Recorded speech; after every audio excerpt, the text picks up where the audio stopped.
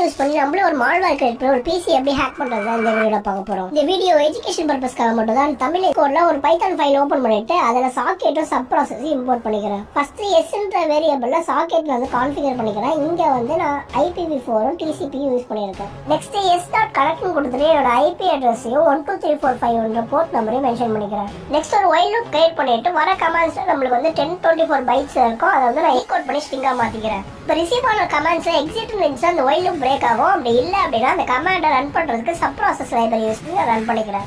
Run பண்ணதோட output எடுத்து சர்வருக்கு send பண்றத கோட் எழுதிட்டு s.close கொடுத்து முடிச்சுக்கிறேன். சர்வர் சைடுல நம்ம லிசன் பண்ணி கமாண்ட் எக்ஸிக்யூட் பண்றதுக்கு சேம் சாக்கெட் கான்ஃபிகரேஷன் கொடுத்துக்கிறேன். s.connect பதிலா s.byte னு கொடுத்து IP அட்ரஸையும் போர்ட் நம்பரையும் நான் மென்ஷன் பண்ணிக்கிறேன். வர கனெக்ஷன் அக்செப்ட் பண்ணிட்டு கமாண்ட்ஸ் எக்ஸிக்யூட் பண்றதுக்காக கான் ஒரு ஆப்ஜெக்ட்டையும் அந்த ஐபியை வந்து ஸ்பிளிட் பண்ணிக்கிறேன்.